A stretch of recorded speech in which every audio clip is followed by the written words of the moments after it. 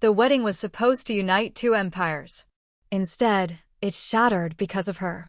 Not because Ana Carty stole anything, seduced anyone, or even desired the throne. The billion-dollar alliance collapsed because when forced to choose between the crown and the woman who kept his world turning, Prince Larry Ming chose her. What followed wasn't a fairy tale. It was a reckoning. 3 years earlier, Ana Carty had arrived at Gyeongbok Palace with a rolling suitcase, a degree in public administration from the University of Lagos, and precisely zero illusions about what working for Korean royalty would demand of her. The head of personal household position had been advertised through an international placement agency. The salary was extraordinary. The expectations were brutal.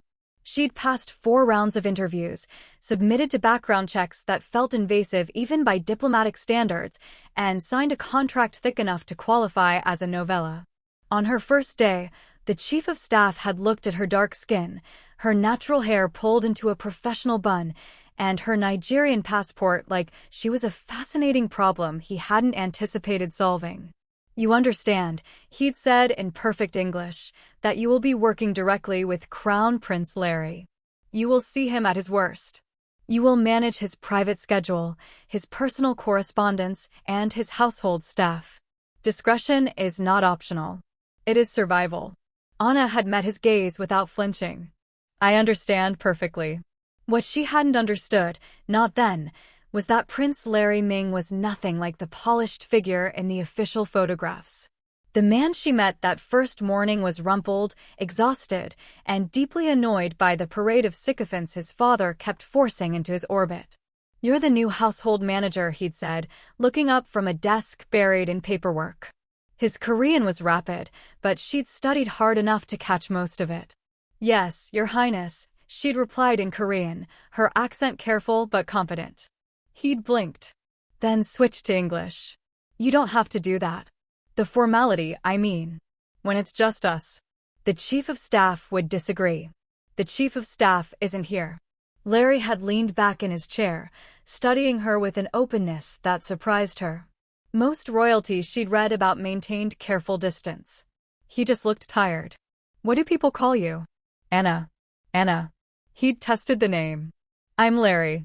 Technically Lee Myung-hun, but my mother was American, and she hated that I'd grow up without a name people could pronounce internationally. So Larry." He gestured at the chaos of his desk.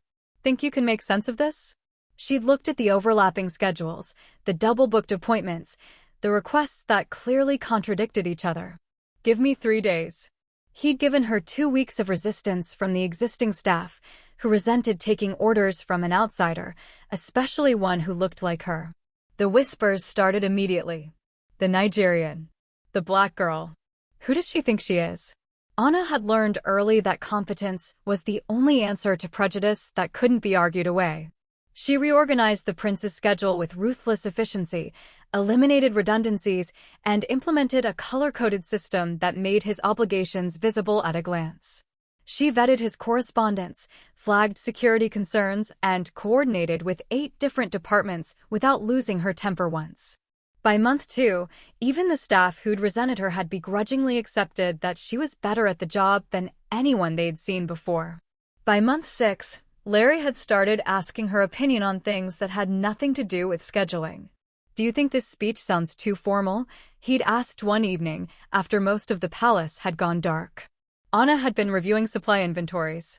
She'd looked up, found him standing in her office doorway looking uncertain in a way that made him seem younger than his 28 years. "May I?" She'd gestured at the paper in his hand. He'd handed it over. The speech was for a youth entrepreneurship initiative. It was perfectly written, perfectly boring, and perfectly devoid of anything resembling his actual personality. "It sounds like it was written by the communications department," she'd said carefully. "It was." "Then it sounds exactly like what they want you to say.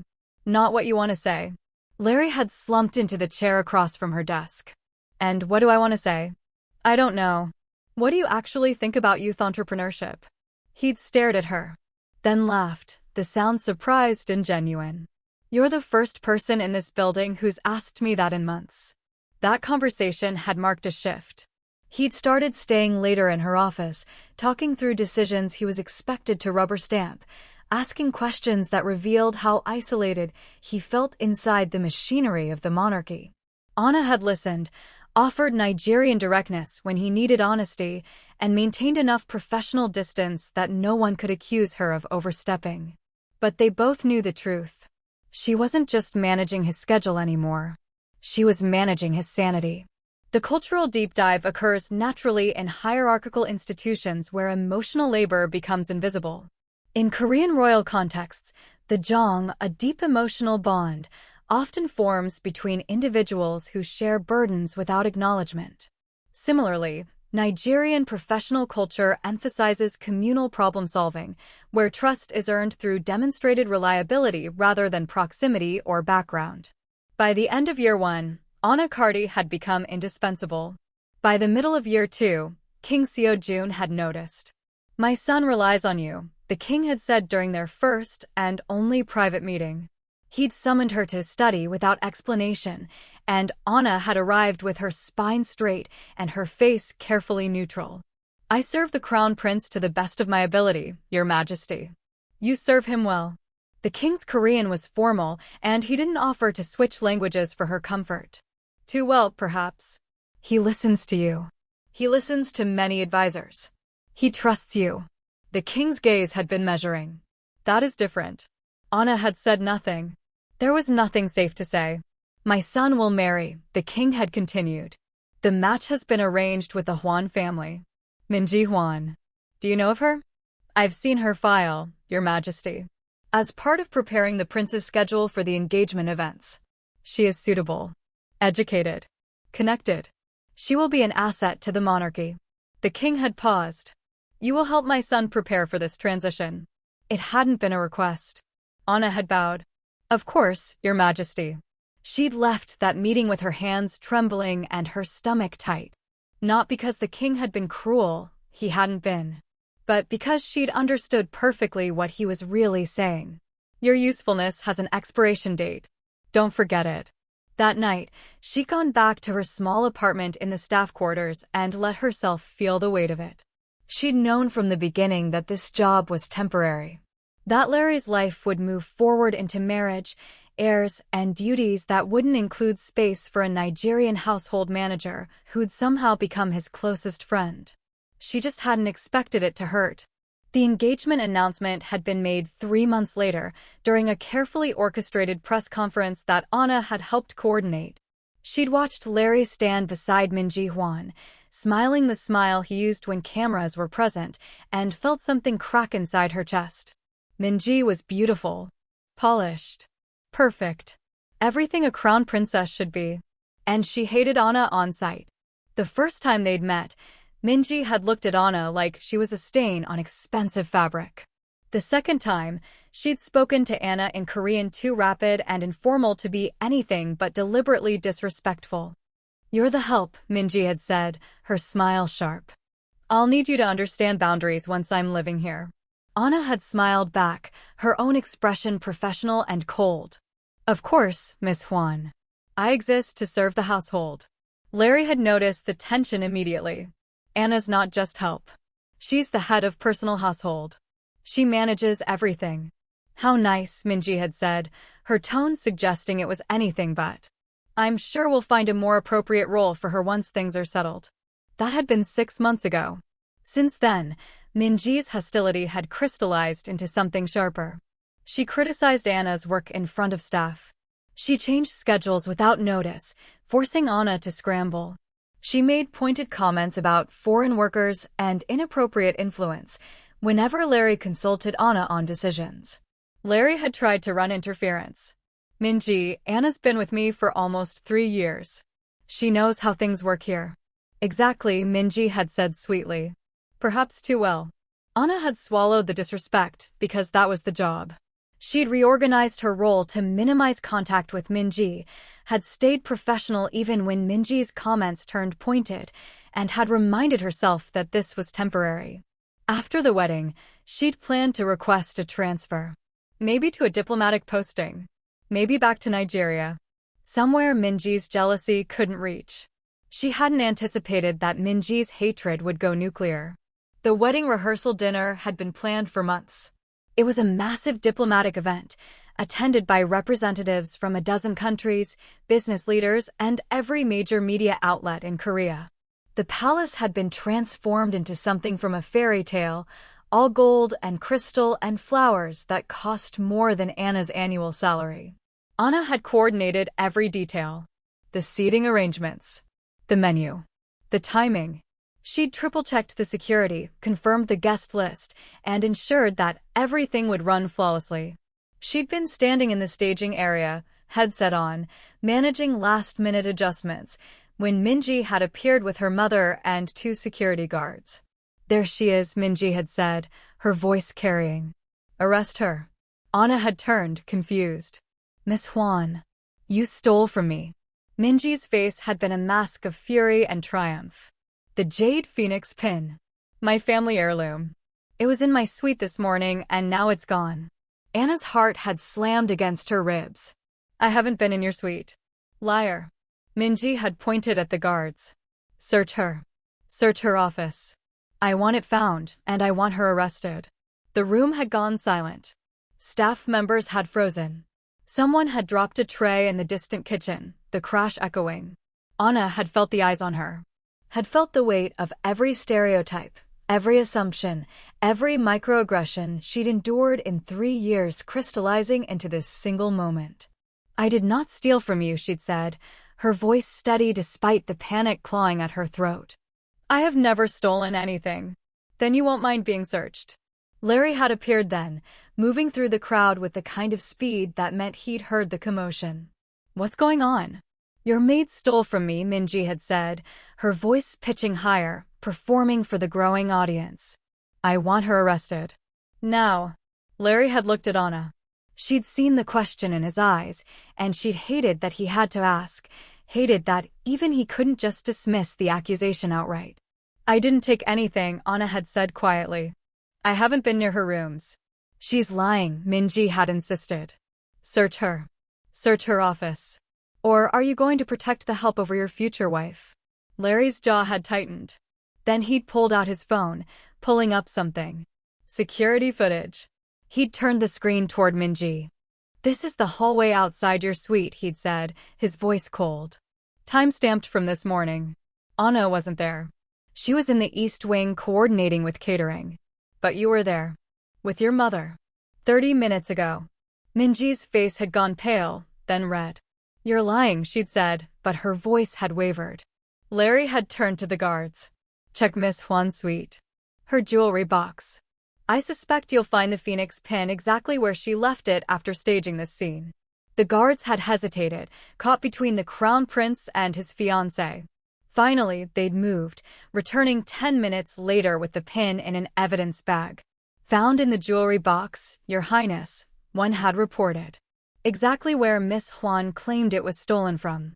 The silence had been devastating. Minji had recovered quickly, her expression shifting from fury to something calculated and cold. She'd stepped forward, addressing not Larry but the gathered crowd, the staff, the representatives who'd paused in the doorway. "This is exactly what I'm talking about," she'd said, her voice ringing clear. "This woman has too much influence. She has confused her place. The crown prince defends her over me. He tracks my movements to protect her. This is not appropriate. This is not acceptable." She turned to Larry, her eyes hard. "I will not marry you while she is here. Choose, Your Highness. It is her or me. Get rid of the black maid, or there is no wedding." The room had seemed to inhale as one. Ana had felt the ground drop away beneath her. This wasn't about a pin. It had never been about a pin. This was about power, about control, about Minji forcing Larry to prove where his loyalties lay. And Minji expected to win. Larry had stood very still. Ana had watched his face, had seen the calculation happening behind his eyes. The wedding was worth billions. The alliance with the Huan family was critical. His father had made that clear 100 times. She'd prepared herself for the words that would end her career, her visa, her life in Korea. Instead, Larry had taken a breath. Then he'd reached for the microphone on the event coordinator's table. Then there is no wedding, he'd said, his voice amplified through the sound system, carrying to every corner of the hall, to every reporter, to every witness. The world had seemed to stop. Minji had stared at him, shock breaking through her carefully maintained composure. What? You heard me. Larry had set the microphone down carefully. There is no wedding. This engagement is over. You can't, Minji had started, but Larry had already turned away. He'd walked directly to Ana, who'd been standing frozen, her mind unable to process what was happening. Come with me, he'd said quietly. Now. Ana had followed him out of the hall in complete silence, aware of the explosion of noise behind them, the shouts, the chaos, the beginning of what would become an international incident. Larry had led her to his private office, closed the door, and leaned against it like he needed the support. I'm sorry, Ana had whispered. I'm so sorry. I didn't. Don't. Larry's voice had been rough. Don't apologize. You didn't do anything wrong. I just cost you your wedding. No. Minji cost me my wedding. By being exactly who she's always been. He'd run a hand through his hair, disrupting the carefully styled perfection. I've been making excuses for her for months. Telling myself she'd settle down after the wedding. That the jealousy would fade. But she just accused you of theft in front of 100 witnesses because she wanted me to fire you. That's not a woman I can marry. Ana had felt tears burning behind her eyes. Your father will be furious. I know. Larry had looked at her then, really looked at her, and Ana had seen something raw in his expression. But I meant what I said. If she's making me choose, I choose you. The words had hung between them, heavy with meanings neither of them was ready to examine. You should go, Larry had said finally. Before the press finds you. Go to your apartment. Lock the door. Don't talk to anyone. Ana had nodded, not trusting her voice. She'd made it back to her quarters just as her phone had started ringing. Notifications had flooded in, messages from staff, from acquaintances, from numbers she didn't recognize. She'd turned the phone off and sat in the dark, trying to understand what had just happened. The morning had brought clarity of the worst kind. Royal wedding cancelled. Black maid breaks up billion-dollar union, screamed the headlines. The articles were vicious, racist, and terrifyingly coordinated. They painted Ana as a seductress, a manipulator, a foreigner who'd wormed her way into the prince's confidence and destroyed Korea's future. The comments online were worse. Death threats. Rape threats. Promises to hunt her down and make her pay for ruining everything. By noon, palace security had been assigned to her door. By evening, the king had summoned her. King Seo-jun had looked older than she'd ever seen him, the weight of the scandal carved into new lines on his face. You will leave Korea, he'd said without preamble. For your own safety. We will arrange transport. You will be compensated for the remainder of your contract. Your Majesty, I never. I know. The king's voice had been tired. I know you did nothing wrong. But the narrative is written. You are not safe here. My son's choice has made that clear. Ana had felt numb. When? Tomorrow morning. Before the media discovers your location. The king had studied her. I am sorry, Miss Carty. You served my son well. This is not the ending you deserved. She'd bowed, unable to speak past the knot in her throat, and left. Back in her apartment, she'd started packing mechanically. 3 years condensed into 2 suitcases. She'd been folding a jacket when someone had knocked on her door. Larry had been standing in the hallway, flanked by security, looking like he hadn't slept. You're leaving, he'd said. Your father's orders. I know. That's why I'm here. He'd stepped inside, closing the door behind him despite the impropriety. Ana, I need you to listen to me. I have a plan. A plan. To fix this. To protect you. Larry had paced her small living room, energy crackling off him. The media thinks you seduced me. That you destroyed the wedding for selfish reasons. The only way to change that narrative is to prove them right about part of it. Ana had stared at him. I don't understand. I'm going to call a press conference tomorrow morning. I'm going to tell them the truth, that I canceled the wedding because Minji wasn't the right person. And then I'm going to announce that I'm entering a formal courtship with you. The words had taken a moment to register. When they did, Ana had felt her knees weaken. "You're going to what?" "Make you my official romantic partner. It's the only way to make you untouchable." Larry's eyes had been intense, almost desperate. "If you're just the maid, the public will destroy you.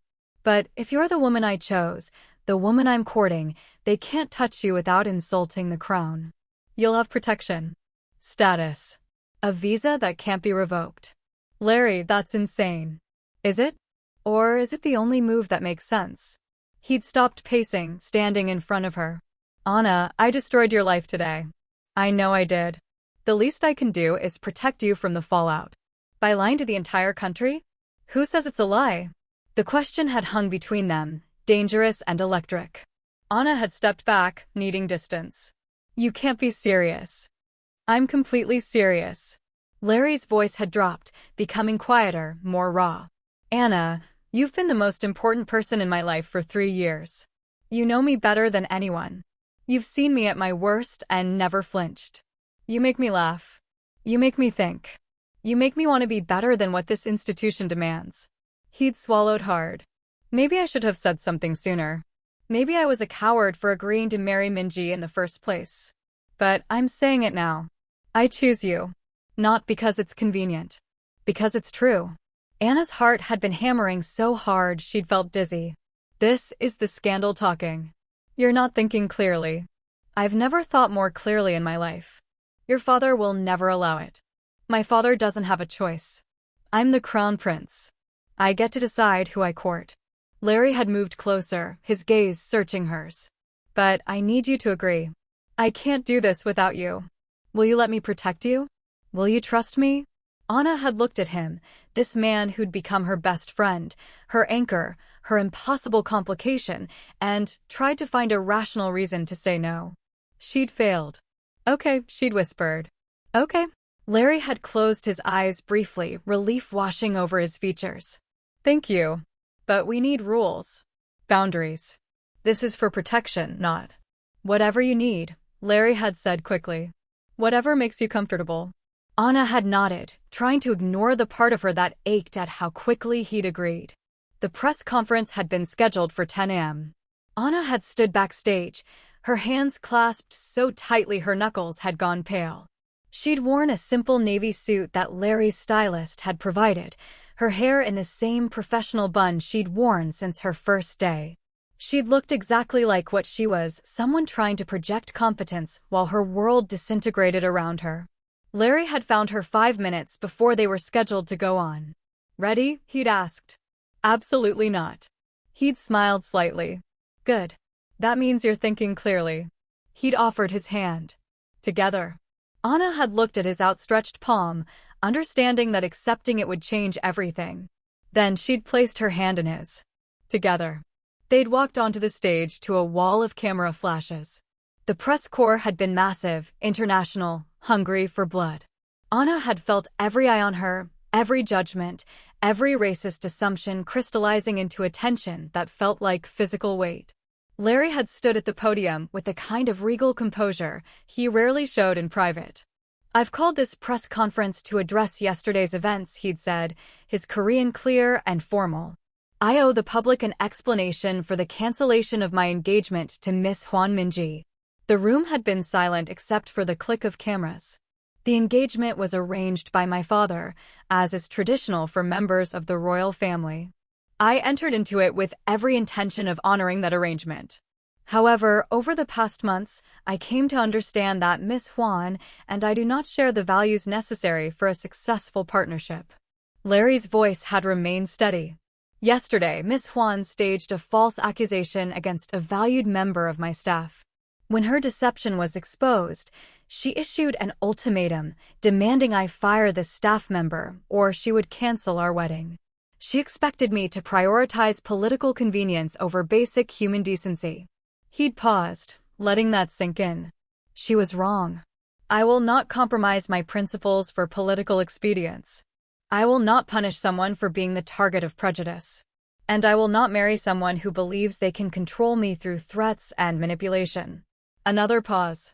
The press had started murmuring. "Which brings me to my second announcement." Larry had turned, extending his hand toward Ana. She'd stepped forward, her legs somehow steady despite the terror clawing at her chest. "This is Ana Carty. For 3 years, she has served as my head of personal household. She has done her job with exceptional competence, integrity, and dedication. She has also become my closest friend and confidant." Ana had felt the temperature in the room change, curiosity sharpening into something more dangerous. "Yesterday, I canceled my wedding because I realized I was preparing to marry the wrong woman. Not because of duty, but because somewhere in the past 3 years, I stopped seeing Ana as just my employee. I see her as someone I respect deeply, someone whose judgment I trust, someone whose company I value more than protocol should allow." Larry had looked at her then, and Ana had seen the deliberate vulnerability in his eyes. "I am formally announcing my intention to court Ana Carty. This is not a political arrangement. This is personal. And I expect the same respect for her that you would show any member of the royal family." The room had erupted. Shouted questions, camera flashes like strobes, chaos barely contained by security.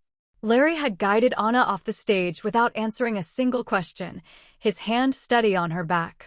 In the green room, Ana had finally allowed herself to shake. "That was insane," she'd whispered. "That was necessary." Larry had handed her water. "Now you're protected. Anyone who comes after you comes after the crown. Anyone who comes after me is coming after the crown because I exist." Larry had winced. "I know. But we'll face it together." The cultural deep dive recognizes that public declarations in Korean culture carry immense weight, particularly regarding family and status. The concept of jibin, preserving social harmony and face, makes Larry's defiance extraordinary. Nigerian cultures similarly value communal approval, but prioritize personal integrity when public perception conflicts with moral conviction.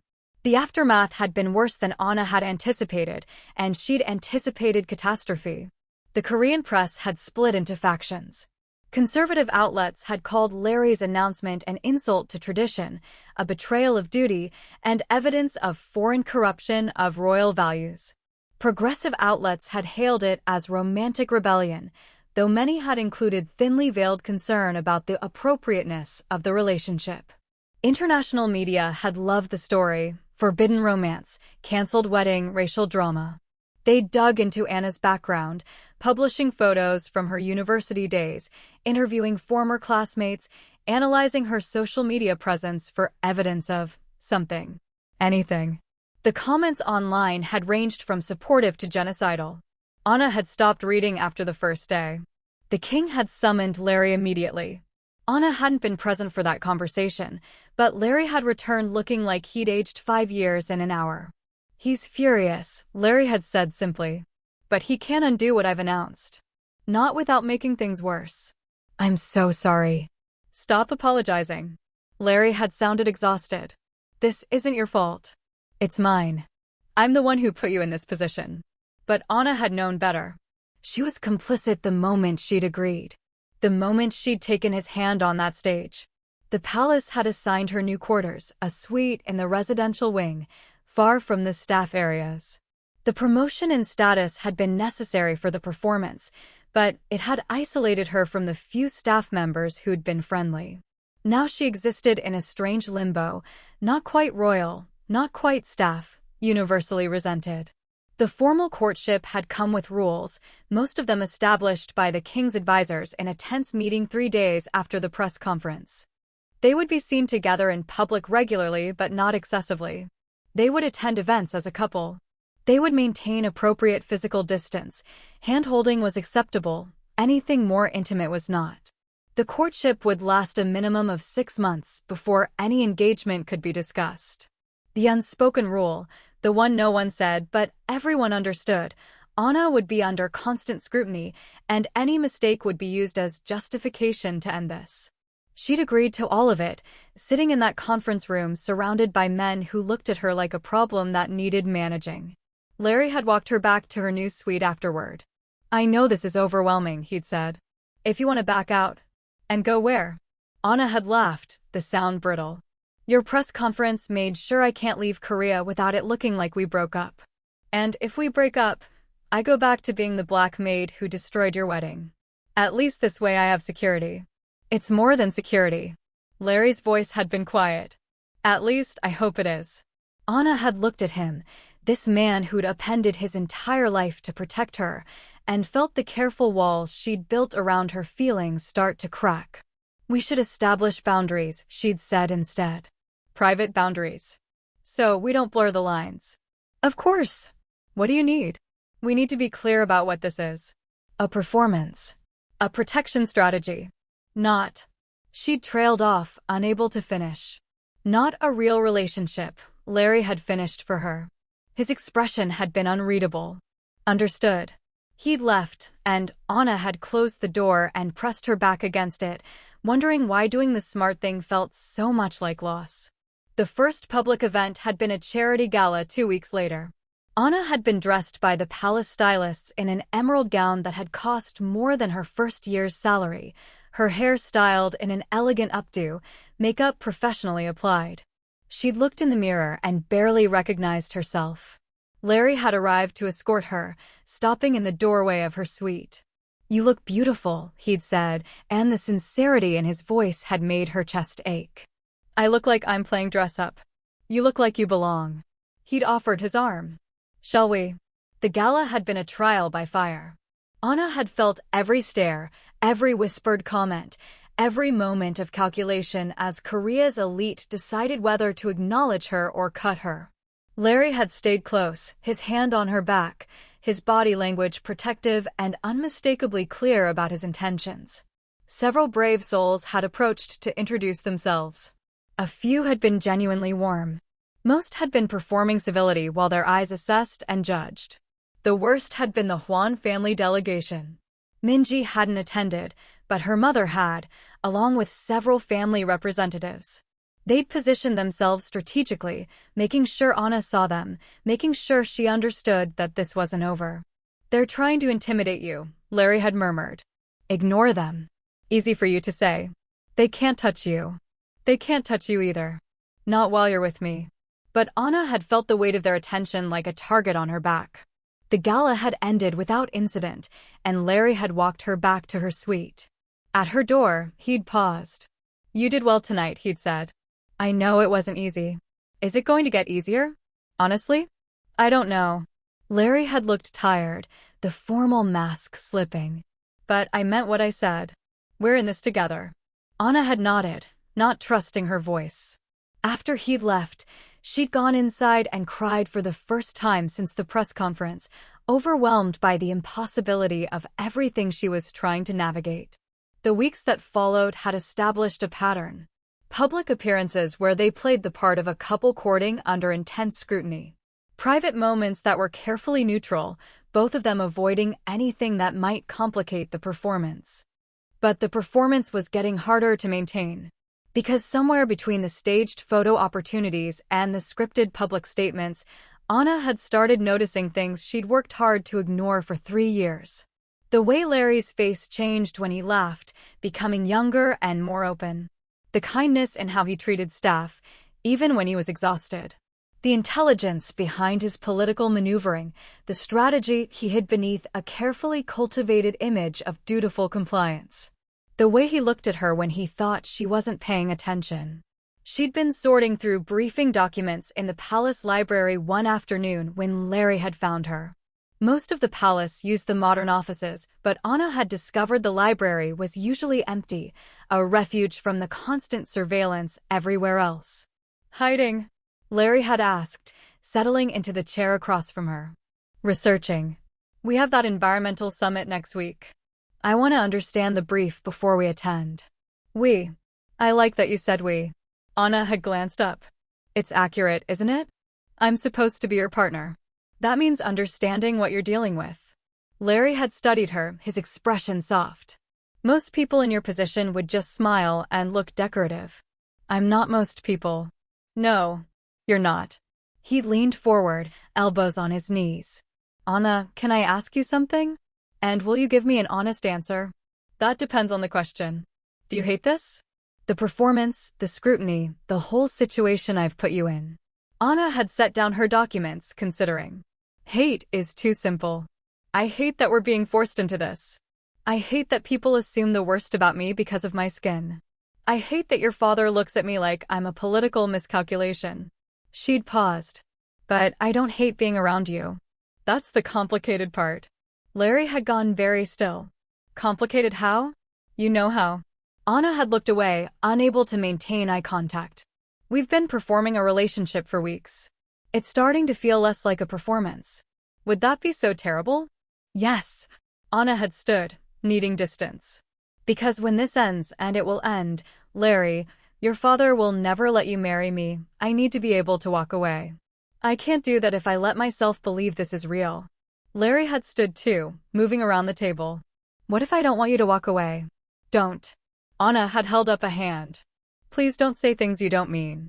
I've never meant anything more. Larry's voice had been low and tense. Ana, I told you at the press conference that you've been the most important person in my life for 3 years. Did you think that was just for the cameras? I thought it was strategy. It was truth. He'd stepped closer, close enough that Ana had to tilt her head to meet his eyes. I chose you over the wedding because I couldn't imagine my life without you in it. Not as my employee. Not as my convenient cover story. As my partner. My equal. The woman I. Stop. Ana had backed away, her heart hammering. You're the crown prince. I'm a Nigerian woman with no title, no connections, and no way to help your political position. This isn't a fairy tale. This is a disaster waiting to happen. Then let it be a disaster. Larry's frustration had broken through his usual composure. I'm tired of living my life according to what's politically convenient. I'm tired of pretending I don't feel what I feel. I'm tired of watching you hold yourself apart from me when we both know. Know what? Ana had challenged. That there's attraction? That we work well together? That doesn't make this viable. It makes it worth trying. For you, maybe. You're royalty. If this fails, you move on, marry someone appropriate, and your life continues. If this fails, I'm the black woman who seduced a prince and got discarded. My reputation is destroyed. My career is over. I become a cautionary tale. Ana had felt tears threatening and pushed them back furiously. So no, I can't just try and see what happens. The stakes are too different. Larry had looked stricken. I would never discard you. You might not have a choice. The silence between them had been heavy with everything neither could say. Finally, Larry had nodded. You're right. I'm sorry. I shouldn't have pushed. He'd moved toward the door, then paused. But Ana? For what it's worth, I think you're underestimating how stubborn I can be when I want something. He'd left, and Ana had sunk back into her chair, shaking. The psychological deep dive shows cognitive dissonance, holding contradictory beliefs simultaneously. Ana recognizes her feelings while rejecting their validity, protecting herself through denial. Larry exhibits approach avoidance conflict, drawn to authenticity, but trained in strategic thinking. Both are experiencing what psychologists call defensive attribution, where past hurt makes vulnerability feel dangerous. The Environmental Summit had been Ana's first major international event. Representatives from 40 countries had attended, including several African delegations who'd looked at her with expressions ranging from pride to skepticism. The Nigerian ambassador had sought her out during the reception. Miss Carty, Ambassador Okonkwo had said, his Igbo-accented English warm. It's good to see one of our own in such an elevated position. Ana had felt the weight of representation settle on her shoulders. Thank you, Ambassador. Though I'm sure you understand the position is complex. Complex is diplomatic speak for impossible. His smile had been knowing. But you're handling it with grace. Your family must be proud. Ana's family had been largely silent since the scandal broke, caught between pride and confusion. Her mother had called once, asking if Ana was safe. Her father had said nothing, his silence more damning than criticism. They're adjusting, Ana had said diplomatically. The ambassador had nodded. The prince speaks well of you. In private conversations, away from the performance. That's worth noting. You've spoken to him about me? I've spoken to him about climate policy. You came up naturally. He respects your mind, Miss Carty. That's rarer than affection in these circles. The conversation had stayed with Ana through the rest of the summit. She'd watched Larry navigate diplomatic conversations, watched him defer to her input when environmental policy touched on issues she'd researched, watched him introduce her not as his companion, but as his advisor. On the final night, there had been a formal dinner. Ana had been seated beside a Swedish princess who'd looked at her with open curiosity. "You're very brave," the princess had said. "I married into royalty. I cannot imagine navigating it while being so visible." Visible is a diplomatic word for black, Ana had said, too tired for euphemism. The princess had laughed. "Yes, but I meant it kindly. You're changing what people think is possible. That takes courage. Or foolishness. Often the same thing." The princess had sipped her wine. "Does he love you?" The prince. Ana had frozen. "That's a very personal question." "Yes, which is why I'm asking. Because if he does, you might survive this. If he doesn't, you should leave now before the institution crushes you." Ana had looked across the table at Larry, who'd been engaged in conversation with a Japanese minister. As if sensing her attention, he'd glanced up, meeting her eyes, and smiled. "I don't know," Ana had admitted quietly. "I don't let myself know." The summit had ended with a treaty signing that Larry had called Ana onto the stage for, crediting her research in his remarks. The international press had captured it all, the image of them standing together broadcast globally. The Korean response had been swift and divided. Nationalist groups had protested outside the palace, demanding Larry be removed from the line of succession. Progressive groups had held counter-protests supporting the relationship. The king had remained grimly silent. Back at the palace, Larry had asked Ana to dinner in his private dining room. Not a public performance. Just the two of them. "Is this wise?" Ana had asked. "Probably not. But I need to talk to you. Really talk." No cameras, no advisors, no performance. They'd eaten in relative silence, the tension building. Finally, Larry had set down his chopsticks. "The king wants to meet with you," he'd said. "Privately. Tomorrow." Anna's stomach had dropped. "What for?" He didn't say. "But Ana." Larry had looked genuinely worried. "Be careful. My father is strategic. He doesn't do anything without a reason.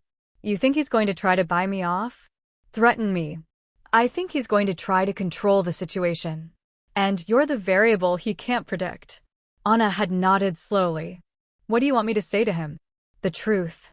Whatever that is for you." Larry had reached across the table, his hand hovering near hers without touching. "But Ana, you need to know something before you meet with him. You need to know that whatever he offers, whatever he threatens, my position hasn't changed.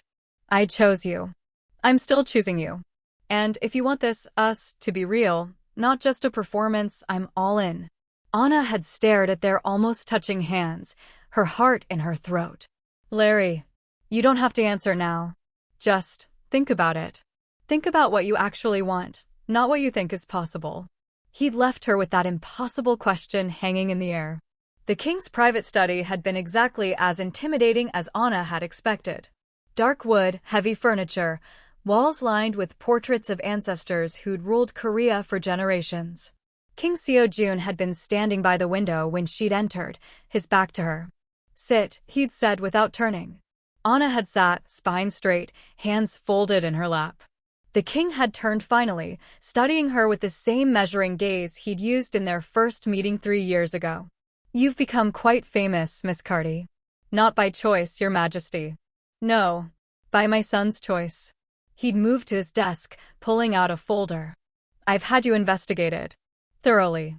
Your background, your education, your family, your romantic history, your finances, your social media presence going back a decade. Every detail of your life has been examined." Ana had felt violation wash over her but kept her expression neutral. "And what did you find?" "That you are exactly what you appear to be. Competent. Educated. Professional. No hidden scandals, no secret agendas, no ulterior motives." The king had set the folder down. "Which makes you either genuinely innocent or extraordinarily good at hiding who you really are." "I'm not hiding anything, Your Majesty." "Everyone hides something, Miss Carty. The question is whether what you're hiding is relevant to my son's future." Ana had lifted her chin. "With respect, Your Majesty, If you have a question, ask it directly. I'm not going to defend myself against vague accusations. The king's expression had shifted, something that might have been respect flickering in his eyes. Very well. Do you love my son? The question had been so direct it had stolen Anna's breath. Think carefully before you answer. Because if you love him, you'll understand why I'm about to ask you to leave. Anna had felt ice settle in her stomach. You want me to go? I want you to understand what staying means. The king had leaned forward. My son will be king someday. When that happens, every decision he makes will affect millions of people. His choice of queen will determine alliances, trade agreements, diplomatic relationships. It will shape policy and perception for generations. I understand that. Do you? Do you understand that if you become queen, you will face resistance and racism every day for the rest of your life? That your children will face it? That you will be blamed for every failure, credited for no successes, and treated as a symbol rather than a person? The king's voice had been hard, but not unkind. I'm not saying this to be cruel. I'm saying it because I've watched it destroy people. Royal life is difficult even for those born to it. For an outsider, especially one the public has already decided is inappropriate, it will be impossible. You think I should leave to protect myself? I think you should leave to protect my son. The king had sat back. Larry is brilliant.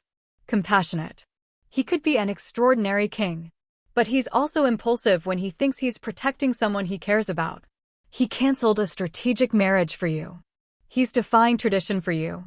He's burning political capital daily because he believes he's doing the right thing. He is doing the right thing. Perhaps. But good intentions don't govern nations. The king had studied her. If you stay, Larry will marry you. I know my son well enough to understand that. And when he does, he will face opposition from the court, from the government, from portions of the public. It will weaken his position. It will make governing harder.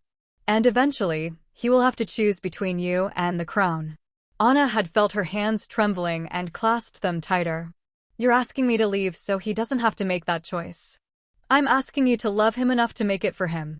The silence had stretched between them, heavy with the weight of futures being decided. What if I believe he's strong enough to handle it? Anna had asked quietly. What if I believe we're strong enough? Then you're deluding yourself. The king's voice had been flat. I've been ruling this country for 30 years.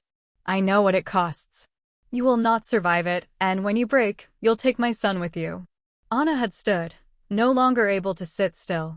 With respect, Your Majesty, you don't know me well enough to predict what I'll survive. I know that you're already isolated. That you have no allies in this palace beyond my son.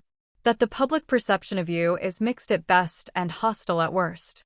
That your family has been harassed, your past examined, your every word analyzed for evidence of unworthiness.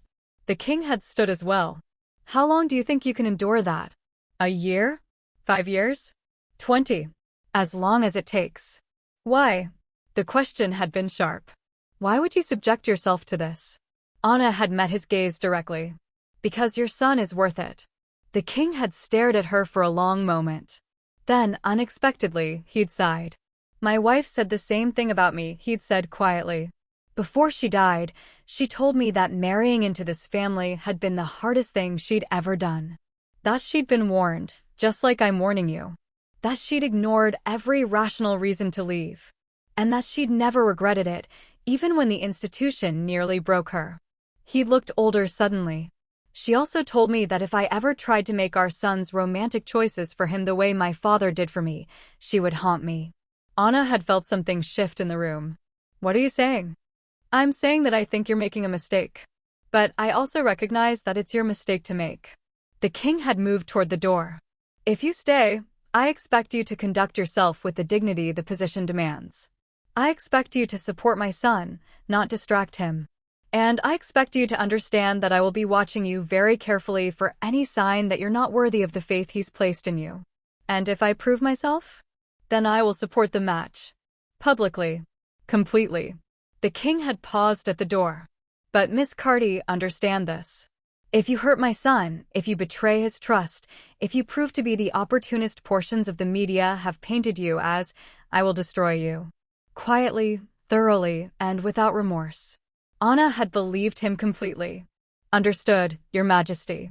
The king had nodded and left her standing in his study, shaking with relief and terror in equal measure. She'd found Larry in the gardens an hour later. He'd been pacing, clearly anxious, and had practically run to her when she'd appeared. What happened? What did he say? He tried to pay me to leave.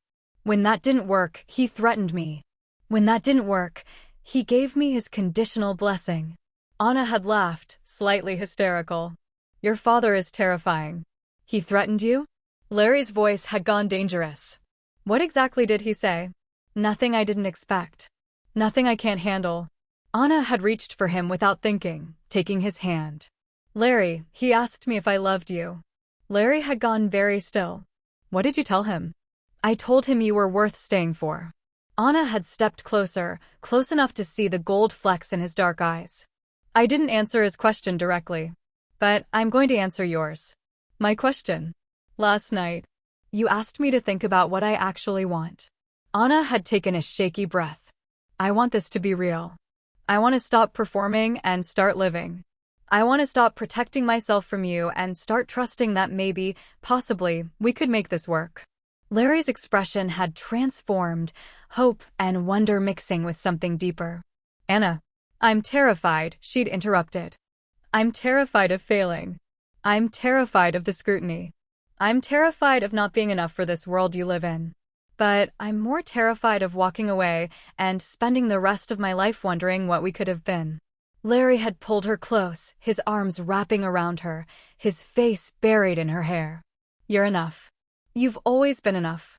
Ana had let herself lean into him, let herself feel the solid reality of his presence, let herself stop running from what she'd been fighting for 3 years.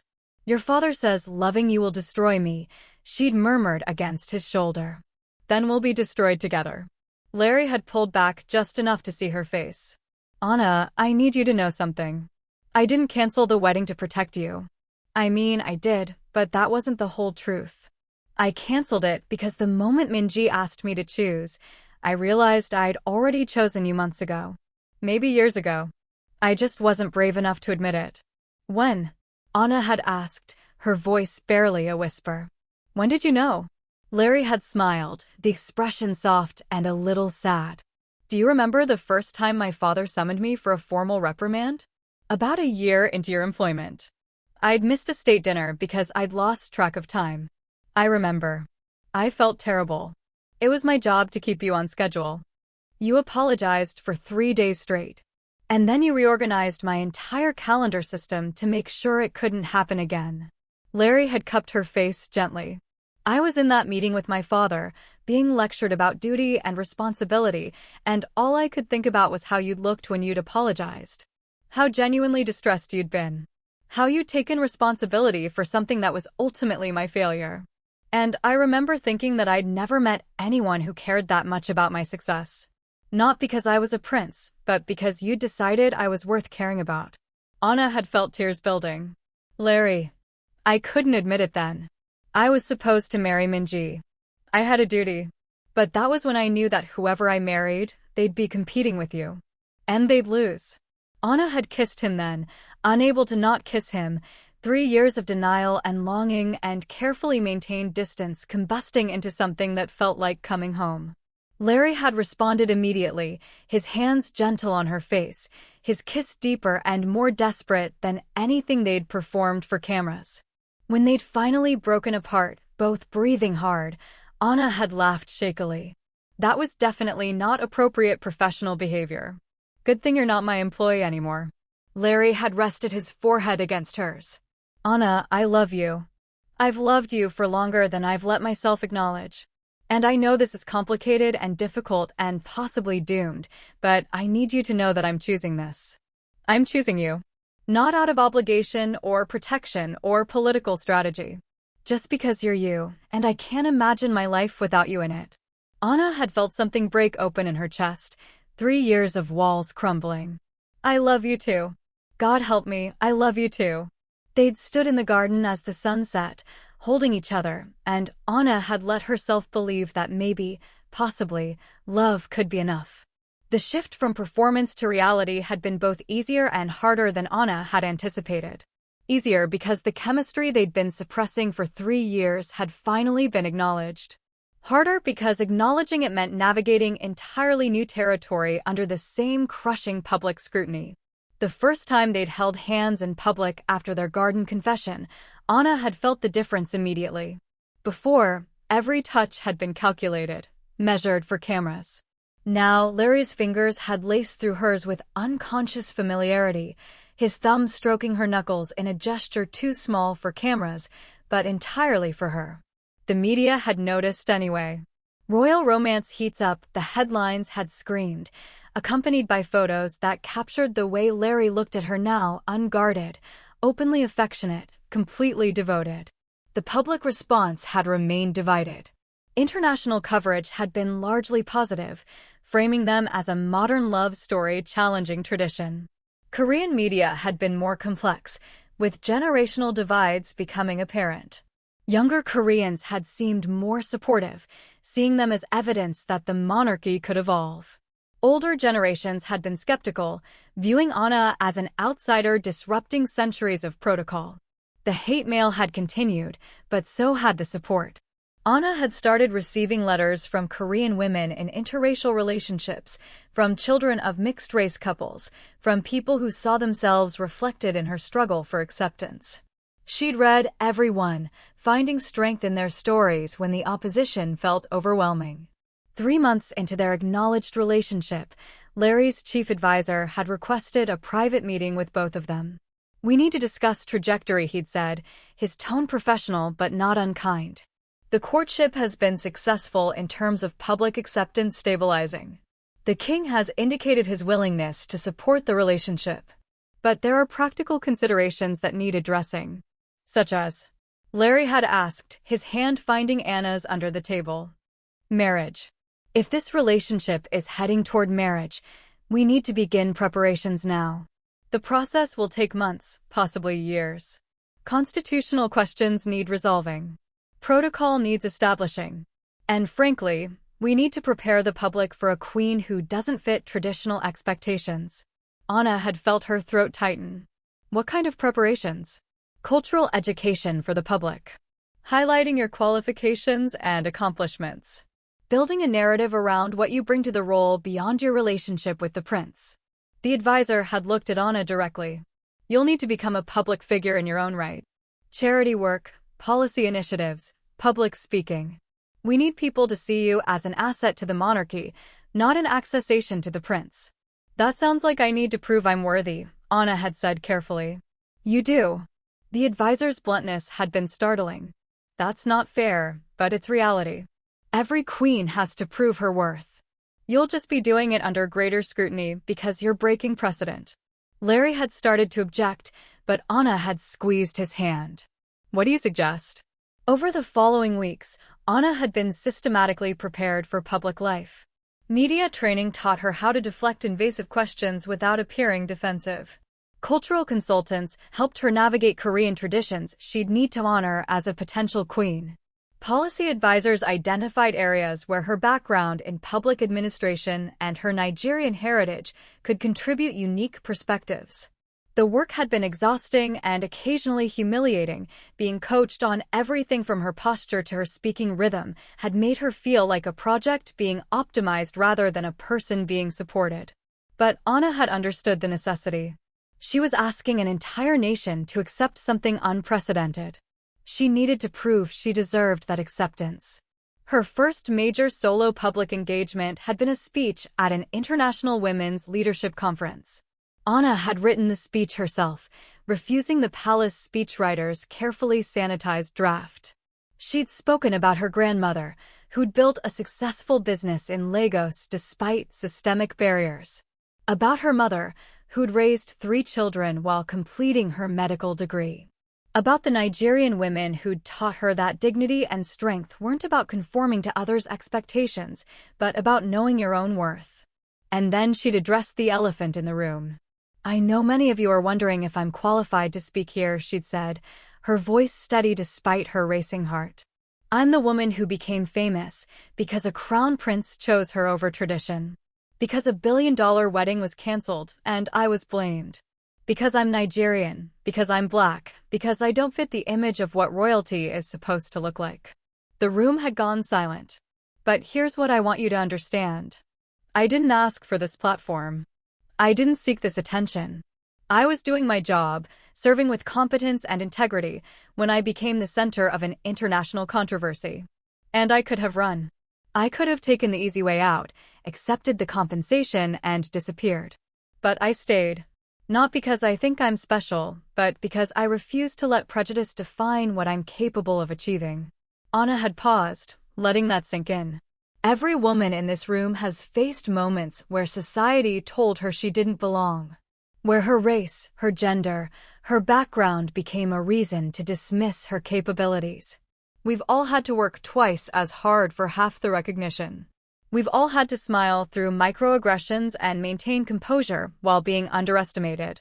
She looked around the room, making eye contact with women from dozens of countries. So yes, I'm unqualified by traditional standards. But maybe that's exactly what this institution needs, someone who understands what it's like to fight for a seat at the table. The applause had been thunderous. The speech had gone viral within hours, shared across social media platforms, translated into multiple languages, analyzed and debated and celebrated. Ana had become, overnight, a symbol of something larger than her relationship with Larry.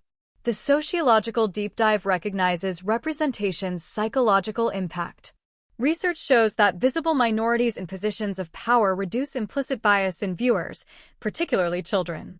Ana's presence challenges the homogeneous narrative of Korean identity while forcing examination of who belongs in elite spaces, questions relevant across all cultures navigating globalization and demographic change.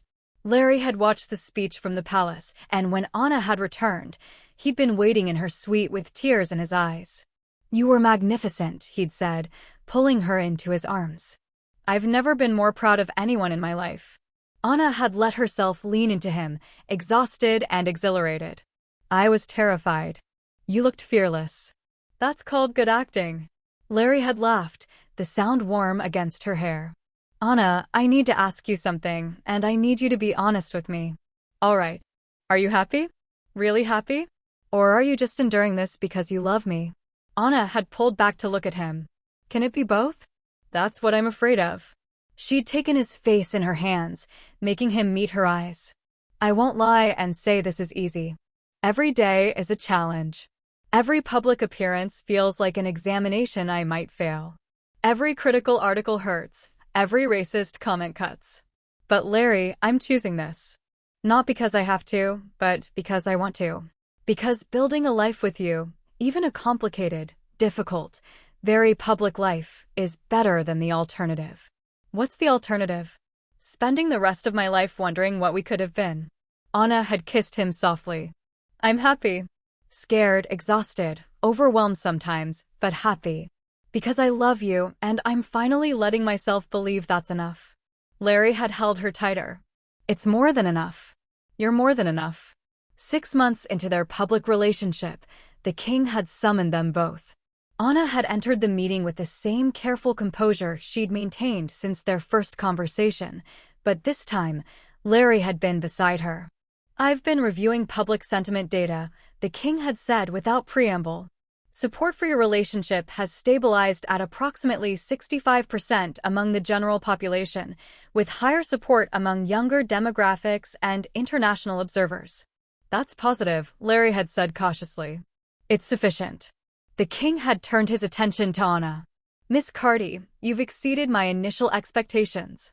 Your speech at the leadership conference was strategically sound and emotionally effective.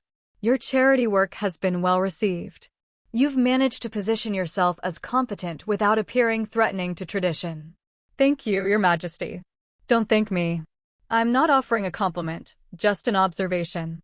The king had leaned back in his chair. "However, observations are not policy. If my son wishes to marry you, there are constitutional considerations that need addressing. The Royal Marriage Act requires cabinet approval for marriages of direct heirs to the throne. We need to secure that approval before any formal engagement can be announced." Ana had felt her heart stutter. You're saying marriage is actually possible? I'm saying it's procedurally complicated but not impossible. The king had looked at Larry. Are you certain this is what you want? Once we begin this process, reversing course will be politically costly. I've never been more certain of anything, Larry had said without hesitation. I want to marry Ana. I want her to be my queen. And I'm prepared to fight whatever battles that requires. The king had studied them both for a long moment. Very well. I'll speak to the cabinet. But understand, approval is not guaranteed. There will be opposition. There will be conditions. And the process will take months. We understand, Ana had said quietly. Thank you for your support, Your Majesty. After they'd left the king's office, Larry had pulled Ana into an empty corridor and kissed her breathless.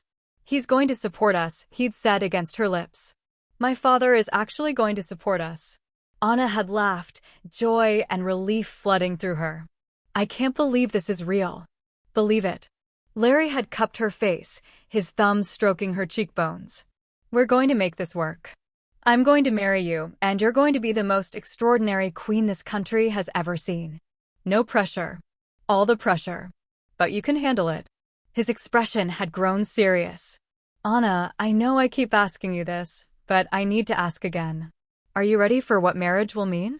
The scrutiny will intensify. The expectations will multiply.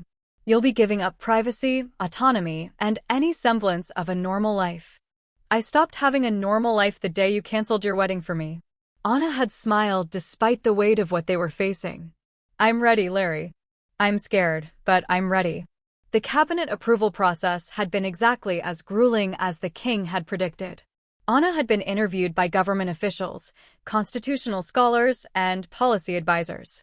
Every aspect of her background had been examined again, more thoroughly than before. Her financial history, her family connections, her education, her past relationships, nothing had been off limits. The Nigerian government had been contacted to verify her citizenship status and ensure there were no diplomatic complications. Ana's parents had been interviewed, their approval required despite Ana being an adult. Her mother had been supportive, proud of her daughter's strength. Her father had been more reserved, concerned about the pressure Ana would face, but ultimately willing to consent. 3 months into the approval process, opposition had crystallized. A conservative faction within the cabinet had argued that approving the marriage would set a dangerous precedent, opening the door to future royals marrying inappropriately. They'd raised concerns about Ana's foreign birth, her lack of Korean heritage, and the potential impact on the monarchy's traditional image. The debate had spilled into public discourse. Protests had been organized both supporting and opposing the potential marriage. Think pieces had been written analyzing everything from constitutional law to the sociology of interracial relationships.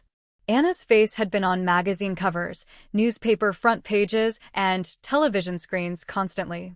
Through it all, Larry had remained steadfast. He'd given interviews defending Ana's character and qualifications. He'd attended the protests supporting their relationship, standing with the crowd despite his security team's objections. He'd made it clear, publicly and repeatedly, that he would not back down. The turning point had come during a televised cabinet hearing that Ana had been required to attend. She'd sat before a panel of officials, answering questions about her understanding of Korean culture, her willingness to adopt Korean citizenship, her commitment to serving the nation. One particularly hostile official had leaned forward, his expression skeptical. Miss Carty, you claim to love the prince.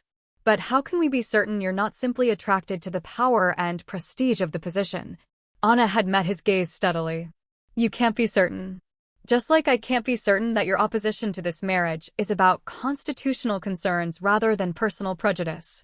We're both making assumptions about each other's motives based on incomplete information. The official had bristled. I am not prejudiced. Then evaluate me on my merits, not my background. I have a degree in public administration from a respected university.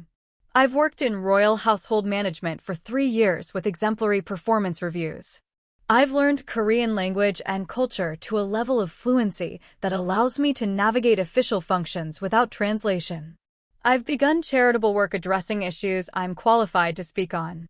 What exactly about my resume suggests I'm unqualified for this role? You're not Korean, the official had said bluntly. Neither was Queen Hyun, who was Chinese. Neither was Queen In-hyun, who was Mongolian. Korean history is full of queens from other nations who served with distinction. Ana had kept her voice level, professional. The difference is that I'm African, and we both know that's what this is really about. The room had erupted. Officials had argued over whether Anna's statement was appropriate, whether it constituted an accusation of racism, whether bringing up historical precedent was relevant. But Ana had noticed that several officials who'd been skeptical had looked thoughtful, perhaps reconsidering their positions. The king had been present for the hearing, observing from the back of the room. Afterward, he'd approached Ana in the corridor. That was risky, he'd said. Accusing a cabinet official of racism. I didn't accuse him. I pointed out the obvious. Ana had been too exhausted to be diplomatic. Your Majesty, with respect, everyone in that room knows that if I were European or American, this process would be smoother. The opposition isn't about qualifications or precedent. It's about the color of my skin. Pretending otherwise insults everyone's intelligence. The king had studied her. My wife would have said the same thing. She hated pretense. He'd paused. The cabinet will vote next week. I cannot guarantee the outcome, but I can tell you that your performance today shifted opinions. You showed backbone. People respect that. The vote had been scheduled for a Tuesday morning. Ana had waited in Larry's private office, unable to watch the proceedings, too anxious to do anything productive.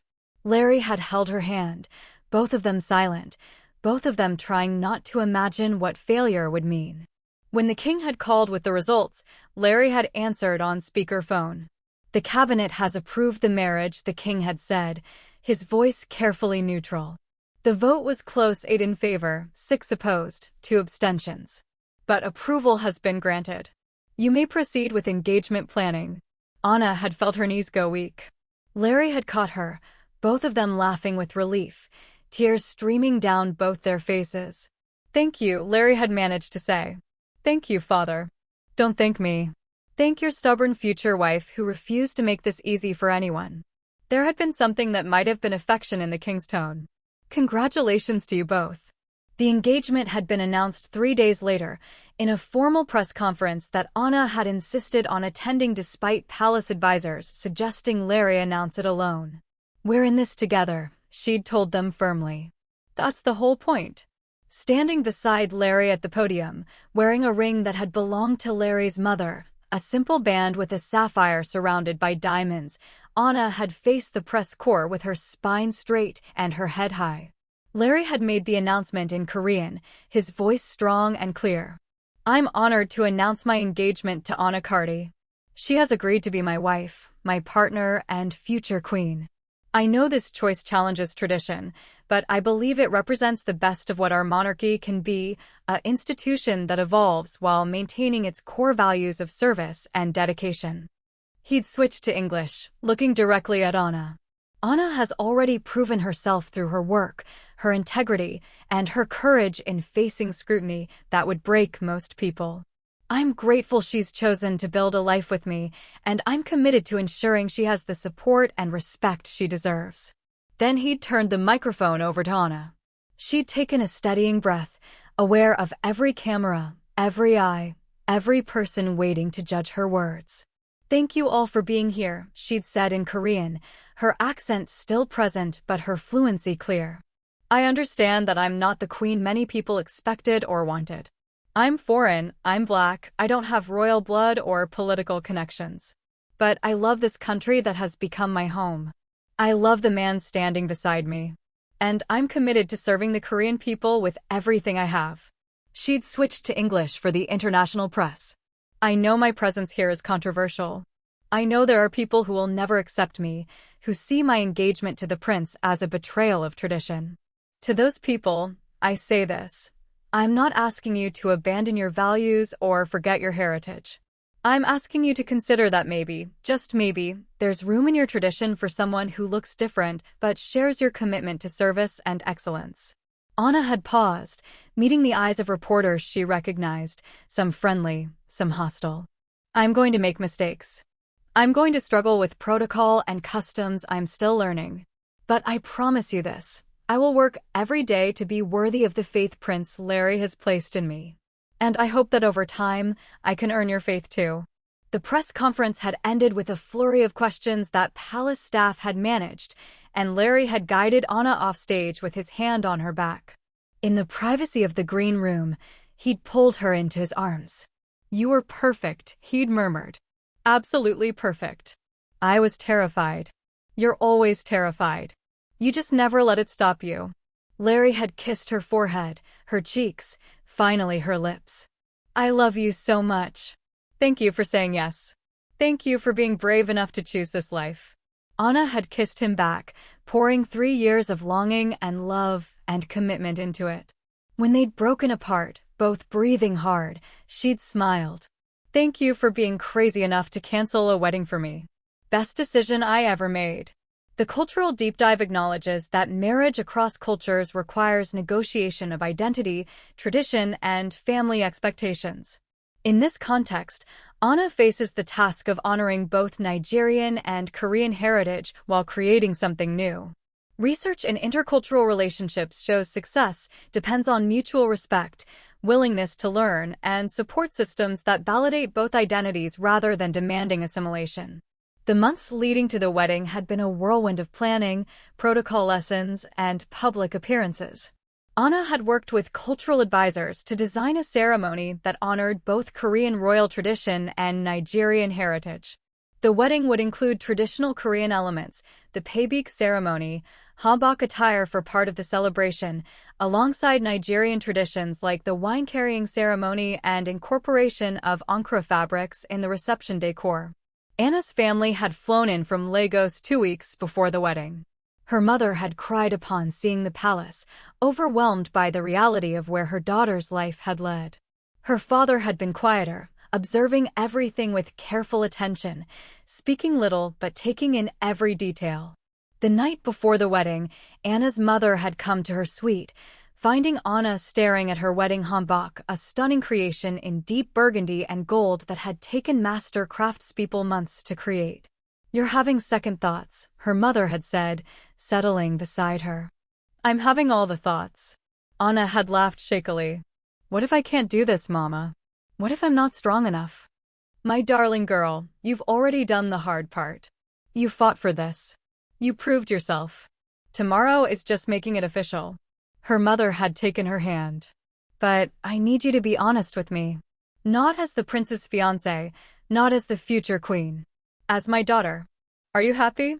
Ana had thought about the question seriously. About the stress and scrutiny. About the loneliness of being constantly observed but rarely truly seen. About the weight of representation, of being a symbol before being a person. And then she'd thought about Larry. About the way he looked at her like she was the most remarkable thing he'd ever encountered. About how he made her laugh even in the midst of crisis. About how he'd stood beside her through every challenge, never wavering, never asking her to be anything other than herself. "Yes," Ana had said quietly. "I'm happy. Scared and overwhelmed and sometimes exhausted, but happy. He's worth it, Mama. This life we're building is worth it." Her mother had smiled, tears in her eyes. "Then that's all that matters." The wedding day had dawned clear and bright, spring sunshine streaming through the palace windows. Ana had been awake since dawn, her mind too active for sleep, her heart racing with anticipation and nerves. The ceremony itself had been massive, a state event attended by dignitaries from around the world, broadcast internationally, witnessed by millions. Ana had processed down the aisle in her burgundy hanbok, her natural hair styled in an elegant updo adorned with traditional ornaments, her hands trembling slightly as she'd carried the ceremonial items. Larry had waited for her at the altar, wearing formal Korean royal attire, his expression transforming when he'd seen her. Later, he'd told her that every doubt, every concern, every moment of uncertainty had evaporated the moment she'd appeared. The vows had been traditional, spoken in Korean, binding them not just to each other, but to the nation they would someday lead. When Larry had lifted her veil and kissed her, officially making her crown princess, The applause had been deafening. But the moment Ana remembered most clearly wasn't the grand ceremony. It was later, during the private Nigerian ceremony held in a smaller palace hall with just family and close friends. When she and Larry had performed the wine-carrying ceremony, when she'd worn Ankara fabric in her family's colors, when her father had blessed them in Igbo and Larry had responded in carefully learned phrases that made Anna's grandmother weep with joy. In that moment, watching two cultures blend seamlessly, watching her family embrace the man she loved, Ana had felt something settle in her chest. Not certainty, she knew there would still be challenges ahead, but peace. The peace of knowing she was exactly where she was meant to be. The reception had been extraordinary, a fusion of Korean and Nigerian traditions that the press had called groundbreaking and unprecedented. Ana and Larry had performed the traditional first dance, and then Ana had surprised everyone by joining Nigerian dancers in an energetic performance that had the crowd cheering and Larry laughing with delight. Late in the evening, they'd stolen a moment alone on one of the palace balconies, looking out over Seoul's glittering skyline. "How are you feeling?" Larry had asked, his arm around her waist, pulling her close. "Like I married a prince and became a princess, which is objectively insane." Ana had leaned her head on his shoulder. "But also like I married my best friend, which is objectively perfect." Larry had kissed her temple. "Crown Princess Ana Carty Ming. It has a nice ring to it. I'm keeping Carty. I'm not erasing where I come from. I wouldn't want you to. Your background, your heritage, your identity, that's all part of who you are. Part of why I love you." Larry had turned her to face him. "Ana, I know this won't be easy. I know there will be days when you regret saying yes. I know the pressure will be intense, the scrutiny constant, and the expectations impossible." "That's a terrible wedding night speech." He'd smiled. "I'm not finished. I was going to say that despite all that, I promise to stand beside you. To defend you. To love you even when loving you is complicated. To make sure you're never alone in this, no matter how isolated the institution makes you feel." Ana had felt tears building. "I promise the same. To be your partner, not just your wife. To challenge you when you need challenging. To support you when you need supporting. To love you even when you're being stubborn and princely. I'm always stubborn and princely. I know. I'm making peace with it." Ana had kissed him, soft and sweet, tasting joy and promise and forever. "I love you, Larry. Thank you for being crazy enough to choose me. Thank you for being brave enough to choose me back." They'd stood together on that balcony, the city spread out before them, two people from different worlds who'd built something new together. Ana thought about everything that had led to this moment, the cancelled wedding that had started it all, the public claim that had changed everything, the slow transformation from performance to reality. She thought about the woman who'd arrived at the palace 3 years ago with a suitcase and a contract, never imagining she'd end up here. About all the obstacles they'd overcome, all the battles they'd fought, all the moments when giving up would have been easier, but staying had been worth it. And she thought about the future stretching ahead, the challenges they'd face, the changes they'd champion, the legacy they'd build together. It wouldn't be easy. It would never be easy. But standing there in Larry's arms, Ana finally let herself believe what she'd been too afraid to hope for. They were going to make it. Together, they were going to make it. And maybe that was enough. Maybe love, real love, hard-won and carefully built, tested by fire and proven through choice, maybe that was always enough. Ana looked up at the stars beginning to appear in the darkening sky, thought of her ancestors who'd crossed oceans and built futures against impossible odds, and smiled. She was crown princess of Korea. She was Nigerian. She was black. She was loved. She was exactly who she was supposed to be.